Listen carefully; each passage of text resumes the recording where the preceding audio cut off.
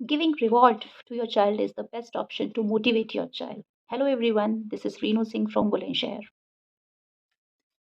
Hello everyone and good morning. आज की video में हम लोग एक बहुत ही इंपॉर्टेंट क्वेश्चन को डिस्कशन करने वाले हैं और वो क्वेश्चन क्या है? बच्चे हमारी नहीं सुनते हैं। बीइंग अ पेरेंट, ये एक पेरेंट के लिए बहुत ही ज़्यादा डिफिकल्ट टास्क हो जाता है जब एक बच्चा उनकी बात नहीं सुनता है। और ये होता क्यों है, आज हम लोग उन क्राइटेरियाज को सुनेंगे। मीनवाइल वन बाय वन हम लोग प्रॉब्लम्स को भी देखेंगे, अलग अलग सिचुएशंस को भी देखेंगे कि बच्चे क्यों नहीं सुन रहे हैं।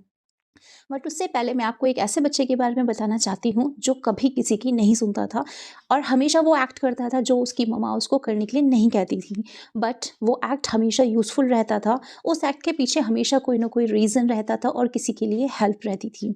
सो वो जो बच्चा है उसका नाम है श्री कृष्ण। हम सब जानते हैं उन्हें अलग अलग नामों से, बाल गोपाल, लड्डू गोपाल, कान्हा, हम इन सब नामों से उन्हें जानते हैं। फॉर एग्जाम्पल अगर हम इंसिडेंट्स देखें तो उनकी मम्मा जो यशोदा हैं वो हमेशा उनको बोलती थी कि कान्हा माखन नहीं खाना है, मक्खन को नहीं खाना है। लेकिन वो हमेशा अपने फ्रेंड्स के साथ एक ग्रुप बनाकर, एक टोली बनाकर गाँव में इधर उधर घूमते रहते थे। इवन वो चोरी करके भी माखन खाते थे। तो यहाँ उनकी मम्मा जो उन्हें बोलती थी उन्होंने नहीं किया, लेकिन इसके पीछे का रीज़न क्या रहा होगा? हम सिर्फ अज्यूम कर सकते हैं।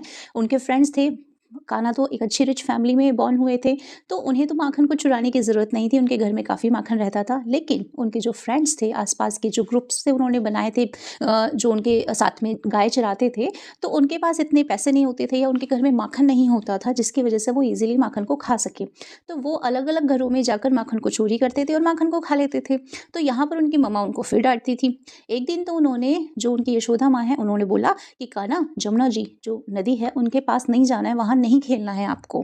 लेकिन फिर भी कान्हा वहाँ जाते थे, वो बॉल के साथ, गेंद के साथ खेलते थे और एक दिन तो उन्होंने हद ही कर दी, उस गेंद को जमुना जी में गिरा दिया।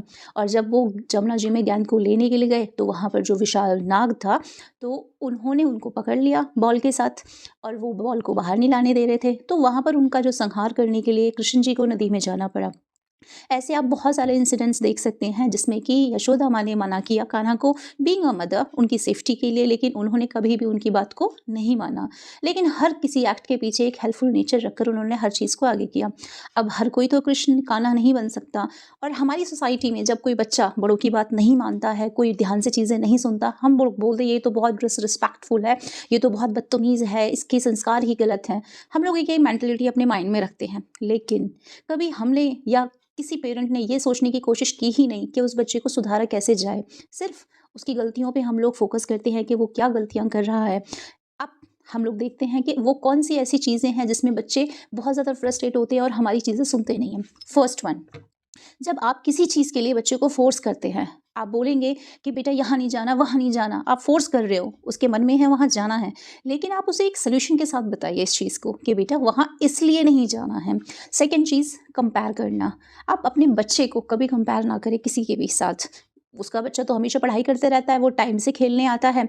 ये कंपैरिज़न करेंगे तो बच्चा और ज़्यादा फ्रस्ट्रेट हो जाएगा और आपकी बात सुनना कम कर देगा।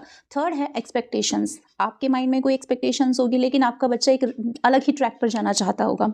आप उसकी एक्सपेक्टेशंस को अपने एक्सपेक्टेशंस के साथ कंपेयर नहीं कर सकते हैं, बिल्कुल भी नहीं। उसकी थिंकिंग लेवल और आपकी थिंकिंग लेवल में ज़मीन आसमान का फ़र्क है। So stop thinking according to your expectations. They have their own expectations according to their future.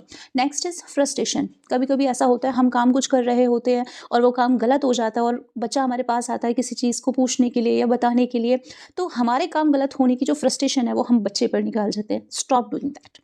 Fifth one is, जब बच्चे को आप बार-बार बोलते हैं, बोल रहे हैं, बोल रहे हैं, बोल रहे हैं, हमेशा बोल रहे हैं, लेकिन बच्चा सुन ही नहीं रहा है। आप उसको बोलने के बाद उसकी भी तो सुनें। आपने सिर्फ़ ऑर्डर दे दिया, आपने बता दिया ये करना है, लेकिन वो बच्चा समझा, नहीं समझा, उसको कितनी चीज़ें समझ में आई, उसको हमेशा सुनना ज़रूरी है। आपने एक चीज़ समझा दी, पूछ लीजिए उससे दोबारा से, बेटा आपको समझ में आई कि नहीं आई?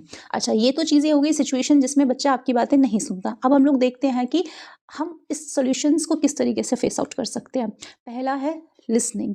हमेशा जब आपका बच्चा आपके पास आए तो आप उसको लिसन करें, सुनिए, क्योंकि हो सकता है कि कोई वो ऐसी चीज़ में हो, डायलेमा में हो या कोई एक मिसकंसेप्शन में हो जिससे कि बच्चा गलत राह पे जा सकता है। तो पहले आप उसकी बात को सुनिए, फिर अपना सॉल्यूशन दीजिए, सजेशन दीजिए। एंड हमेशा बच्चे की, अगर वो कोई गलत काम कर रहा है तो उसे सजेशन दीजिए, उसे एडवाइस दीजिए कि इस काम को हम कैसे कर सकते हैं। Next is never disrespectful for your student और फॉर योर चाइल्ड। किसी ने बदतमीज़ी से बात कर दी तो आप उसे डाँटें, गुस्सा करें, बहुत टेंट्रम्स दिखाएँ, बजाय इसके आप उसे बहुत प्यार से समझाइए, आपने ये गलती की, से सॉरी, या आपसे ये गलती हो गई, या एडमिट योर मिस्टेक। इन सब चीज़ों से बच्चा आपकी सुनेगा और धीरे-धीरे आपके ऊपर एक ट्रस्ट बना लेगा। वो ट्रस्ट बॉन्डिंग चीज़ें आपके साथ हो जाएगी, तो वो धीरे-धीरे सारी चीज़ें आपके साथ शेयर करने लगेगा।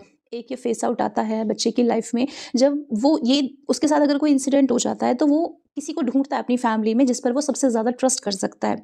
अगर किसी के साथ फेस इंसिडेंट हो जाता है, फॉर एग्ज़ाम्पल मैंने आपको पहले भी बताया था वीडियोज़ में, एक बच्चा था अभी गाज़ियाबाद का, उसे एक डॉग ने बाइट कर लिया था। वो अपने पेरेंट्स के डर से बता ही नहीं पाया कि उसे एक डॉग ने बाइट कर लिया है, क्योंकि उसका ट्रस्ट नहीं था पेरेंट्स पर। अगर ट्रस्ट होता है और वो फ्रेंडली नेचर का होता तो वो ईज़िली बताता और ना ही उसकी डेथ होती। सो नेक्स्ट पॉइंट है हमारा रिस्पेक्टफुल, बी फ्रेंडली। मैंने यहाँ वर्ड यूज़ किया बी फ्रेंडली। आपको फ्रेंडली नेचर होना है, फ्रेंड नहीं होना है कि बच्चा आपके कंधे पर हाथ रख रहा है, आपको कुछ भी बोल कर जा रहा है, ऐसा नहीं होना चाहिए। आप फ्रेंडली नेचर रखें। समटाइम्स ऐसा हो सकता है कि you can foot your and have many things with the child. बहुत सारी चीज़ें ऐसे हो सकती हैं जो आप उनसे बताना चाहें या बच्चे के नज़रिए से आपको देखना चाहें, ऐसा हो सकता है, आपको करना पड़ेगा। Sometimes you can feel that I was not like the child, मैं तो अपने बच्चे के जैसा बचपन में नहीं था। So every child have different abilities to grow. बहुत सारी चीज़ें हैं जो बच्चे की अलग अलग ग्रोथ के साथ होती हैं। नेक्स्ट इज़ कभी कभी बच्चे को काउंसलर की भी ज़रूरत पड़ जाती है क्योंकि पेरेंट्स हैंडल नहीं कर पाते हैं। So do your best to give the things the child needs. इसी के साथ में अगर हम बच्चे के साथ फ्रेंडली नेचर रखेंगे, वो डेफिनेटली आपको सारी बातें शेयर करेगा। अगर हम लोग उन सारे पॉइंट्स को डिस्कशन करना शुरू कर दें जिससे कि बच्चा हमारी बातें नहीं सुन रहा है, तो उसका सॉल्यूशन ईजिली मिल जाएगा। क्यों नहीं सुन रहा है वो? तो I have discuss 5 things according to which a child is not listening to the parents. वो टीचर की कैसे सुन लेता है? स्कूल में जब टीचर कोई बात समझाती है वो उनकी तो सुन लेता है, पेरेंट्स की क्यों नहीं सुनता है? इनफैक्ट जो बच्चा है वो पेरेंट्स के साथ ज़्यादा टाइम स्पेंड कर रहा है रेदर देन द टीचर। तो दोनों का डिफरेंशिएशन क्या है? हो सकता है कि दोनों को समझाने का तरीका अलग हो। तो नेक्स्ट टाइम जब आपका बच्चा आपकी बात ना सुने तो इन 5 पॉइंट्स को ध्यान रखिएगा। First, don't force. Second, don't compare. Third, expectations. Fourth, frustration. And the fifth one is don't tell. Don't tell them again and again, kindly listen them. So और उन्हें आप जब समझाएंगे तो वो आपकी जो वैल्यूज़ हैं, एथिक्स हैं, उनको भी समझने की कोशिश करेंगे और एक हेल्दी रिलेशनशिप आप अपने बच्चे के साथ बना पाएंगे। आई होप आपको ये वीडियो पसंद आई होगी। अगर आपको पसंद आए तो इसके लिए कमेंट ज़रूर करना है। Thank you so much.